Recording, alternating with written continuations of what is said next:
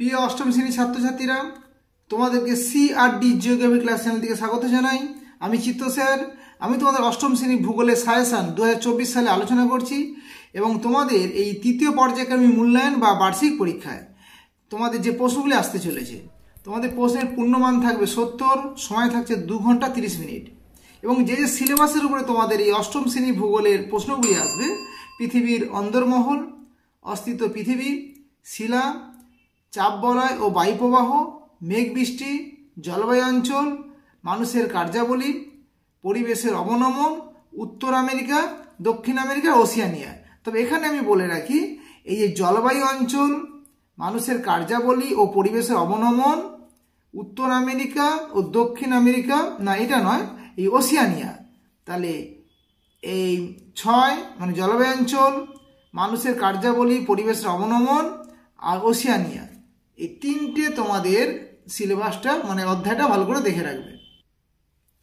চলো প্রশ্নগুলো দেখে নেওয়া যাক। এবং তোমাদের পাঠ্য বইয়ের পৃষ্ঠা নাম্বার কত আছে সেটাও কিন্তু আমি আলোচনা করে দিয়েছি। এই প্রশ্নগুলোর উত্তরগুলি পেতে গেলে তোমরা আমার পরবর্তী মানে ক্লাসটিকে তোমরা অবশ্যই দেখবে। আমি পরবর্তী ক্লাসে এর উত্তরগুলোকে আমি সেন্ড করব। চলো, প্রথমে আছে প্রশ্ন নাম্বার 2। এখানে তোমাদের 5টি করতে হবে, 5 দুগুণে 10। দেখো, বিযুক্তি রেখা বলিতে কি বোঝো, এবং উদাহরণ কিন্তু তোমরা অবশ্যই দেবে। এই উত্তরটি তোমাদের পাঠ্য বইয়ে 4 নম্বর পৃষ্ঠায় রয়েছে। অ্যাস্ট্রোস্ফিয়ার কি অথবা ম্যাগমার পরিচলন স্রোত বলিতে কি বোঝো, এটা খুব ইম্পর্টেন্ট প্রশ্ন। এই উত্তরটি তোমাদের পাঠ্য বইয়ে 5 নম্বর পৃষ্ঠায় রয়েছে। ক্রোফেসীমা ও নিফেসীমা বলিতে কি বোঝো বা নিফে মণ্ডল কি, এই উত্তর দুটি তোমাদের পাঠ্য বইয়ে 5 এবং 6 পৃষ্ঠায় রয়েছে। খুব সংক্ষেপে রয়েছে, তোমরা খাতায় টুকে নাও। প্যানজিয়া ও প্যান্থালাসা বলিতে কি বোঝো, এই উত্তরটি তোমাদের পাঠ্য বইয়ে 7 পৃষ্ঠায় রয়েছে। 6টি বরফপাতের নাম লেখো, এই উত্তরটি 7 পৃষ্ঠায় রয়েছে।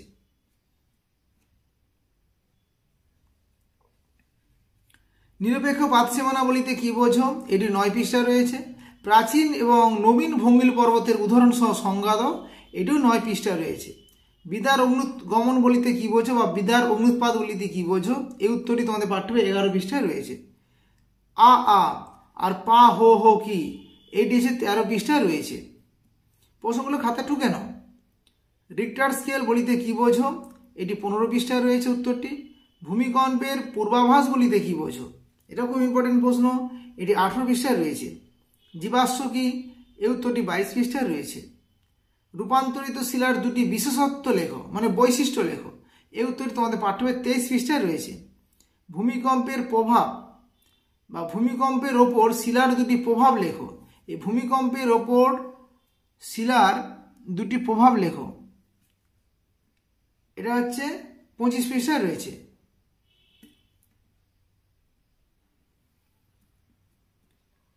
14 নম্বর দাগে দেখো, ভূমিরূপের ওপর হবে, ভূমিরূপের ওপর শিলার 2টি প্রভাব লেখো, এটি 25 পৃষ্ঠায় রয়েছে।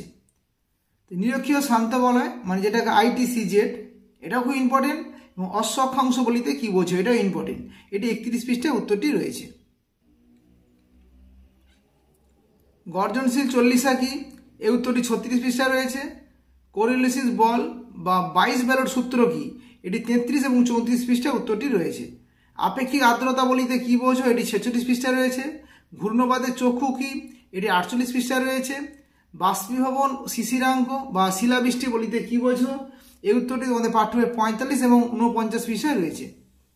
ক্রান্তীয় শীতকাল কাকে বলে, কেন বলে, এটি 52 পৃষ্ঠায় রয়েছে। এটা খুব ইম্পর্টেন্ট প্রশ্ন এবছরে। শীতকালীন বৃষ্টিপাতের দেশ কাকে বলে এবং কেন বলে, এটাও খুব ইম্পর্টেন্ট, 59 পৃষ্ঠায় রয়েছে।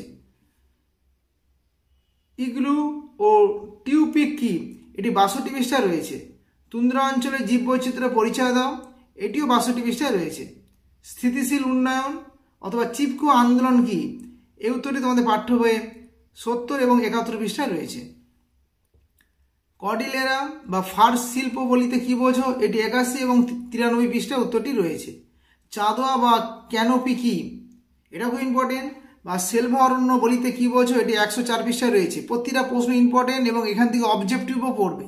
তোমরা এই প্রশ্নের উত্তরগুলো তোমাদের পাঠ্য বইয়ে দেখে নাও এবং আমি এই উত্তরগুলো তোমাদের পরবর্তী ক্লাসে সেন্ড করব। আমাজন নদীকে পৃথিবীর বৃহত্তম নদী বলা হয় কেন, এই উত্তরটি তোমাদের পাঠ্য বইয়ে 100 পৃষ্ঠায় রয়েছে। ওশেনিয়ার চতুর্সীমা লেখো, এই উত্তরে তোমাদের পাঠ্য বই 109 পৃষ্ঠায় রয়েছে। জ্যাকস কাকে বলে, এটি 117 পৃষ্ঠায় রয়েছে। গ্রেট ব্যারিয়ার রিফ কি, এই উত্তরে তোমাদের পাঠ্য বই 111 পৃষ্ঠায় রয়েছে। এটা হচ্ছে প্রবাল প্রাচীর আর কি। লাভা ও ম্যাগমা কি, ব্যাখ্যা করো, এই উত্তরে তোমাদের পাঠ্য বইয়ে 2 পৃষ্ঠায় রয়েছে। খুব ইম্পর্টেন্ট প্রশ্ন। শিয়াল সীমার পার্থক্য লেখো, এটাও ইম্পর্টেন্ট, এটা 4 পৃষ্ঠায় রয়েছে। পৃথিবীর চৌম্বকত্ব সৃষ্টি হয়েছে কোন স্তরে এবং কেন, এটা 6 পৃষ্ঠায় রয়েছে। ভেরি ভেরি ইম্পর্টেন্ট প্রশ্ন এটি। অভিসারী আর অপসারী এই পাতের পার্থক্য লেখো, এই উত্তরটি তোমাদের পাঠ্য বইয়ে 9 পৃষ্ঠায় রয়েছে। ভূমিকম্পের পি ও এস তরঙ্গের পার্থক্য লেখো, এটি 14 পৃষ্ঠায় রয়েছে। খুব ইম্পর্টেন্ট। প্রশান্ত মহাসাগরের অগ্নি বলয় বা আগ্নেয় মেঘলা বলিতে কি বোঝো, এই উত্তরটি তোমাদের পাঠ্য বইয়ে 16 পৃষ্ঠায় রয়েছে। বিপর্যয়ের 3টি ব্যবস্থাপনা লেখো, খুব ইম্পর্টেন্ট, এটি 18 পৃষ্ঠায় রয়েছে। শিলাচক্র বলিতে কি বোঝো, এটি 24 পৃষ্ঠায় রয়েছে। ভারতে খনিজ সম্পদের ভান্ডার কাকে বলে, কেন বলে, তোমরা জানো যে ছোটনাগপুর মালভূমিকে বলে, কেন বলে সেটা তোমাদের পাঠ্য বইয়ে 27 পৃষ্ঠায় আছে। এটা ইম্পর্টেন্ট প্রশ্ন। আগ্নেয় শিলা এবং পাললিক শিলার পার্থক্য লেখো, বা এই দুটো শিলার বৈশিষ্ট্য লেখেও পড়তে পারে, এটি 21 পৃষ্ঠায় রয়েছে। নিরক্ষীয় অঞ্চলে নিম্নচাপ সৃষ্টি হয়েছে কেন, এটি 30 পৃষ্ঠায় রয়েছে। সমুদ্রবায়ু ও স্থলবায়ুর মধ্যে পার্থক্য লেখো, এটি 39 পৃষ্ঠায় রয়েছে। ক্রান্তীয় অঞ্চলে মহাদেশের পশ্চিম দিকে পৃথিবীর অধিকাংশ মরুভূমি সৃষ্টি হয়েছে কেন, এটি তোমাদের পাঠ্য বইয়ে 35 পৃষ্ঠায় রয়েছে। ঘূর্ণবাদ ও প্রতিভ ঘূর্ণবাদের সংজ্ঞা দাও, বৈশিষ্ট্য লেখো, এটি 41 পৃষ্ঠায় রয়েছে। কিউমুলোনিম্বাস মেঘের প্রকৃতি লেখো, মানে কিউমুলোনিম্বাস মেঘটি কেমন, এর প্রকৃতিটা কেমন, এই কিউমুলোনিম্বাস মেঘের প্রকৃতিটা কেমন, এটি তোমাদের পাঠ্য বইয়ে 44 পৃষ্ঠায় রয়েছে।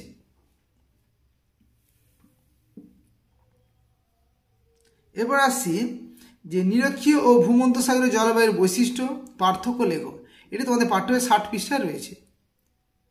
পরিবেশের যে দূষণ ও অবনমনের মধ্যে প্রভেদ কি, মানে পরিবেশের দূষণ বলিতে কি বোঝে এবং অবনমন কাকে বলে, এর মধ্যে পার্থক্য বা প্রভেদটা কি, মানে তাদের মধ্যে বৈষম্য ব্যাপারটা কি কি, দুটো কি এক না আলাদা, এই সম্পর্কে লিখতে হবে। উত্তরটি 67 পৃষ্ঠায় রয়েছে। পৃথিবীর কোষাইখানা কাকে বলে এবং কেন বলে, এই উত্তরটি তোমাদের পাঠ্য বইয়ে 90 পৃষ্ঠায় রয়েছে। আমাজন নদীর মোহনায় বদ্বীপ সৃষ্টি হয়নি, কেন হয়নি, এটা খুব ইম্পর্টেন্ট প্রশ্ন, এটি তোমাদের পাঠ্য বইয়ে 100 পৃষ্ঠায় রয়েছে।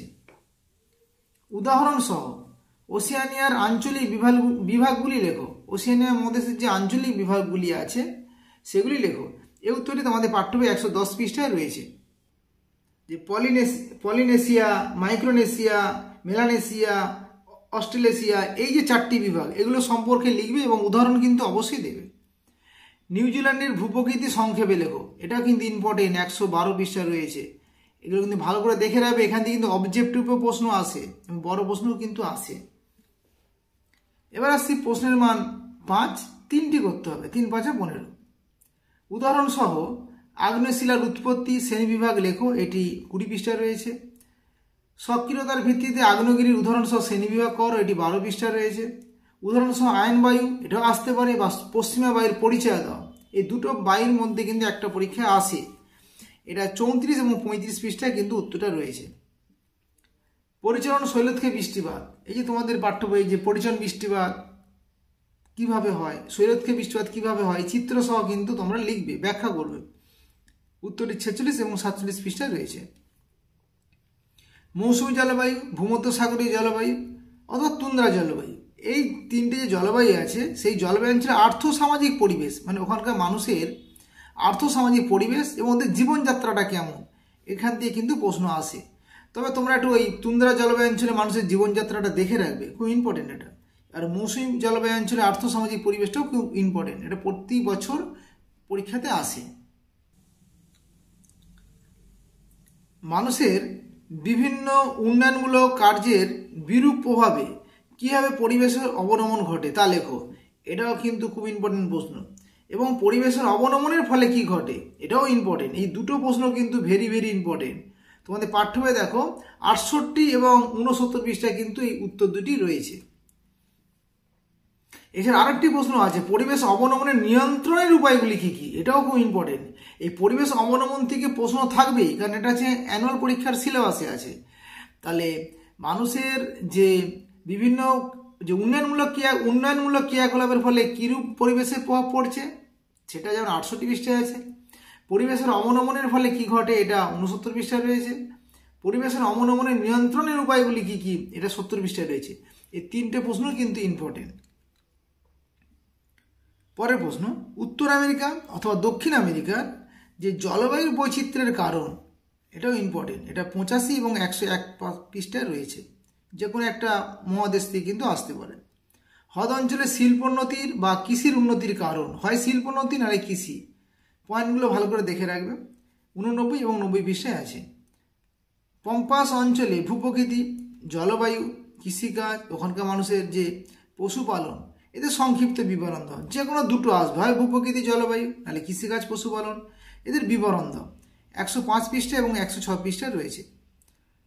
অস্ট্রেলিয়ার ভূপ্রকৃতির শ্রেণীবিভাগ করে যে কোনো দুটি বিভাগ সম্পর্কে আলোচনা করো, এটি 110 পৃষ্ঠায় রয়েছে। তারপরে উন্নতির যে কারণ সহ মারে ডার্লিং অবাইকার কৃষি পশুপালনের পরিচয় দাও, এটি 117 এবং 18 পৃষ্ঠায় রয়েছে।